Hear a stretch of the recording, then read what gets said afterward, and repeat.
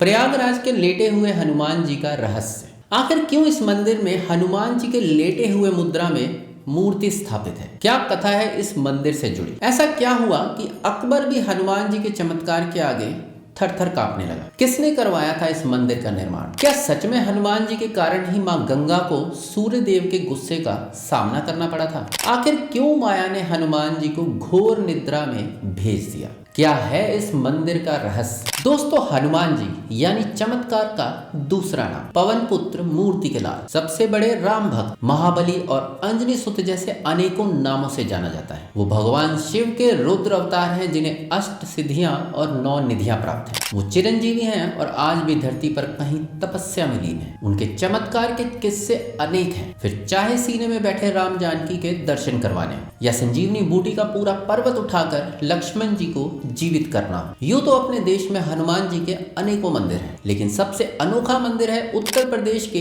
प्रयागराज में गंगा यमुना सरस्वती के किनारे बना लेटे हुए हनुमान जी का मंदिर, जो एकमात्र मंदिर है जहां हनुमान जी का लेटा हुआ स्वरूप देखने को मिलता है। माना जाता है कि हनुमान जी की ये मूर्ति दक्षिणाभिमुखी, ये 20 फुट लंबी है, जो धरातल से कम 6-7 फुट नीचे तक है, और मूर्ति के बाएं पैर के नीचे कमादा देवी और दाएं पैर के नीचे अहिरावण दबा हुआ है, जबकि दाएं हाथ में राम लक्ष्मण और बाएं हाथ में गदा है। संगम नगरी में इन्हें बड़े हनुमान, बांध वाले हनुमान के नाम से भी जाना जाता है। कहते हैं इस मंदिर में बजरंग बली के दर्शन मात्र से ही भक्तों की मनचाही मुराद पूरी होती है, उन्हें हर तरह के डर से आजादी मिलती है और भगवान श्री राम का आशीर्वाद भी मिलता है। लेकिन कई लोगों के मन में ये सवाल उठता है कि यहाँ हनुमान जी की मूर्ति लेटी हुई क्यों है? तो इसके पीछे भी एक कथा छुपी हुई है। पौराणिक कथा के अनुसार त्रेता युग यानी भगवान श्री राम के युग, जब पवन पुत्र हनुमान जी ने सूर्य देव के पास अपनी शिक्षा दीक्षा पूरी कर ली, तब उन्होंने सूर्य देव से पूछा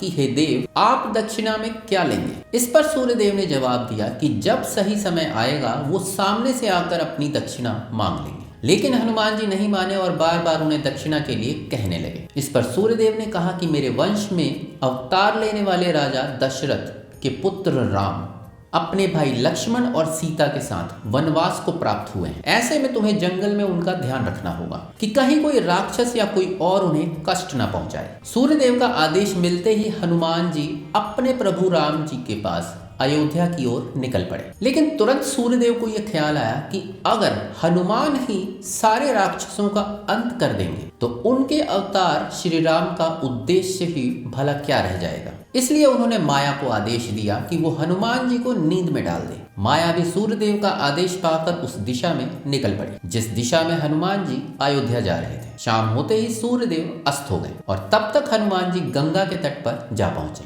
जहां सबसे पहले तो उन्होंने मां गंगा को प्रणाम किया और फिर रात में गंगा को लांघते नहीं हैं ये सोचकर वहीं पर ठहर गए। लेकिन उन्हें नींद नहीं आ रही थी, क्योंकि उनके दिमाग में तो गुरु का आदेश और उनकी दक्षिणा घूम रही थी। इसलिए उन्होंने गंगा के किनारे ही ध्यान लगाना शुरू कर दिया। इतने में माया भी वहां पहुंच गई और हनुमान जी को ध्यान मगन देख घबरा गई, क्योंकि सुबह होते ही वो अयोध्या जाकर अपना काम शुरू कर देंगे। माया ये सब सोच ही रही थी कि तभी हनुमान जी का ध्यान टूटा और उन्होंने सोचा कि क्यों नहीं रात भर कीर्तन किया जाए। इतना सोचकर हनुमान जी ऋषि भारद्वाज के आश्रम की ओर निकल पड़े। इधर माया परेशान कि अब हनुमान जी को घोर निद्रा में कैसे लाया जाए। वो तो सोने को तैयार ही नहीं। कुछ ही समय बाद हनुमान जी ऋषि भारद्वाज के आश्रम पहुंचे, जहाँ वेद पुराणों की कथा चल रही थी। हनुमान जी भी कथा सुनने बैठ गए और ऋषि भारद्वाज ने बताया कि कल यहाँ जगत के स्वामी अयोध्या के राजा दशरथ के पुत्र राम गंगा को पार कर पहुंचने वाले हैं। ये खबर सुनते ही हनुमान जी के चेहरे पर मुस्कान आ गई, क्योंकि अब राम जी उनके पास आ रहे थे। इसलिए अब उन्होंने अयोध्या जाने का विचार भी अपने मन से निकाल दिया और गंगा के तट पर रहकर ही राम जी का इंतजार करने का फैसला किया। हनुमान जी ने अपने सभी काम खत्म किए और किनारे पर ही लेट गए। इतने में उनकी आंख लग गई और माया को मौका मिल गया। माया ने तुरंत हनुमान जी को घोर निद्रा में भेज दिया और हनुमान जी वहीं गहरी नींद में सोते रहे। अगली सुबह होते ही जब राम जी गंगा नदी पार कर तट पर पहुंचे तो उनकी नजर हनुमान जी पर पड़ी, जो इत्मीनान से सो रहे थे। राम जी ने एक टक हनुमान जी को देखा और इसी मुद्रा में वरदान दिया कि सोए हुए हनुमान की मूर्ति के जो दर्शन करेगा उसे बिना किसी प्रयास के मेरी कृपा प्राप्त होगी। उस इंसान को किसी भूत प्रेत या धोखा आदि का शिकार नहीं होना पड़ेगा। सभी दुश्मन खुद ही उससे हार मान जाएंगे। बस तभी से संगम किनारे हनुमान जी का लेटा हुआ मंदिर है, जहां दर्शन मात्र से ही लोगों को दुख दर्द और भगवान राम का सीधा आशीर्वाद प्राप्त होता है। एक तरफ हनुमान जी को जहां इस मुद्रा में वरदान मिला, वहीं उनकी इस मुद्रा के कारण गंगा को श्राप भी मिला। दरअसल भगवान श्री राम जब हनुमान जी को वरदान देकर अपने रास्ते में आगे बढ़े, तब गंगा ने नोटिस किया कि हनुमान जी उनकी तरफ पैर करके सो रहे हैं। ये देखकर गंगा को गुस्सा आ गया और उन्होंने शराब देते हुए उन्हें नदी में डुबो दिया। जब सूर्य ने अपने शिष्य हनुमान जी की यह हालत देखी तो गुस्से में तिलमिला उठे और उन्होंने गंगा से कहा कि तुम्हारा हृदय मैला है, तुमने एक सीधे साधे प्राणी को सजा दी है, जबकि हनुमान तो तुम्हारा मान रखने के लिए रात को तुम्हारे ऊपर से होकर भी नहीं गुजरा। एक सीधे साधे प्राणी को सजा देने के कारण मैं तुम्हें श्राप देता हूँ कि आज से तू प्राणियों के मृत शरीर और गंदगी धोएगी। इस तरह गंगा को सूर्य देव के गुस्से और श्राप का सामना करना पड़ा और देखते ही देखते गंगा का पानी दूषित होने लगा, जिस वजह से सभी धार्मिक काम भी रुकने लगे। ऐसे में सभी देवी देवताओं ने सूर्य देव की उपासना की और उनकी पूजा से खुश होकर सूर्य देव ने गंगा को अपने श्राप से आजाद करते हुए कहा कि जा गंगे, तेरे जल के ऊपर मेरी किरणों के पड़ते ही तेरी पवित्रता बढ़ जाएगी और तेरे जल से किया गया मेरा पूजन कई गुना फल देने वाला होगा। श्राप से आजाद होते ही गंगा ने हनुमान जी को एक बार फिर भगवान राम की सेवा में मौजूद होने को कहा। तब हनुमान जी किष्किंधा पर्वत पर सुग्रीव की सेना में पहुंचे और भगवान राम की देवी सीता को ढूंढने में मदद की। हालांकि मंदिर से जुड़ी ये इकलौती कथा नहीं है, बल्कि इससे जुड़ी एक कथा सीधे मुगल काल से संबंधित है। कहते हैं कि एक व्यापारी एक बार हनुमान जी की बड़ी सी मूर्ति लेकर नदी को पार कर रहा था। वो व्यापारी हनुमान जी का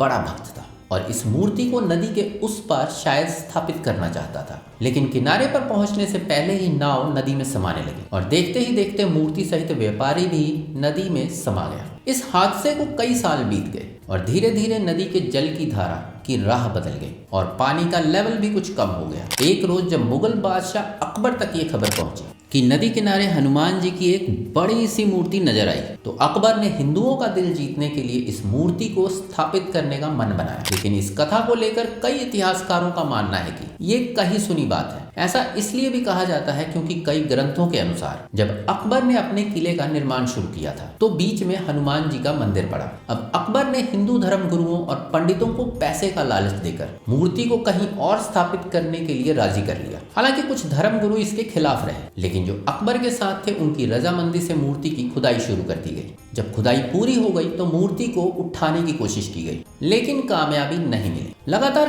कई बार हनुमान जी की मूर्ति को उठाने की कोशिश हुई, लेकिन हर बार अकबर को निराशा ही हाथ लगी, बल्कि मूर्ति ऊपर आने की जगह और नीचे धंसती चली गई। इसलिए अकबर ने यह नाकाम कोशिश हमेशा हमेशा के लिए छोड़ दी और मंदिर को वहां से हटवाने का काम भी बंद हो गया। तब से अब तक प्रयागराज में लेटे हुए हनुमान जी के मंदिर में बजरंगबली की पूजा अर्चना यूं ही जारी है और आज भी यहाँ लाखों की संख्या में श्रद्धालु अपनी मनोकामना पूरी करने के लिए जाते हैं। मंदिर के निर्माण की बात करें तो दोस्तों ये मंदिर आज से लगभग 600 से 700 साल पुराना माना जाता है और इसके निर्माण से जुड़ी भी एक कथा है। दरअसल कन्नौज के राजा की कोई संतान नहीं थी और इस बात का गम उन्हें अंदर ही अंदर खाए जा रहा था। वो कैसे भी करके एक संतान चाहते थे, इसलिए वो अपने गुरु के पास गए, जिन्होंने उपाय में बताया कि राजा को हनुमान जी की एक ऐसी मूर्ति का निर्माण करवाना होगा जिसमें वो राम और लक्ष्मण को नागपाश से छुड़वाने के लिए पातालोक में गए थे। साथ में गुरु ने कहा कि हनुमान जी की ये मूर्ति विंध्याचल पर्वत से बनवाकर लाई जानी चाहिए। कन्नौज के राजा भी इसके लिए मान गए और विंध्याचल पर्वत के लिए निकल पड़े। यहाँ से वो हनुमान जी की एक मूर्ति जो लेटी हुई अवस्था में थी उसे लेकर वो अपने राज्य वापस लौटने लगे। लेकिन बीच में एक नदी भी थी जिसे पार करने के लिए उन्हें नाव का सहारा लेना पड़ा। कुछ दूर तक तो सब ठीक रहा, लेकिन राजा जैसे ही अपने राज्य के पास पहुंचे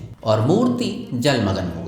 हालांकि राजा तो बच गए, लेकिन डूबती मूर्ति को देख उन्हें बहुत दुख हुआ, लेकिन वो कर भी क्या सकते थे, इसलिए वो अपने राज्य वापस लौट आए और जीवन भर संतान के लिए परेशान रहे। काफी समय गुजरने के बाद एक रोज राम जी के भक्त बाबा बालगिरी महाराज नदी के किनारे धुनी जमाने बैठे थे। तब उनकी नजर इस मूर्ति पर पड़ी और इसके बाद मूर्ति को स्थापित कर हनुमान जी का मंदिर बनवाया गया, जिसे आज लेटे हुए हनुमान जी का मंदिर कहा जाता है। उम्मीद है आपको ये वीडियो पसंद आई होगी, तो लाइक शेयर करके चैनल को सब्सक्राइब कर लीजिए और बेल आइकन दबाना बिल्कुल ना भूलें। मिलता हूँ अगली वीडियो में एक नए रोमांच के साथ, एक नई कहानी के साथ। तब तक के लिए नमस्कार।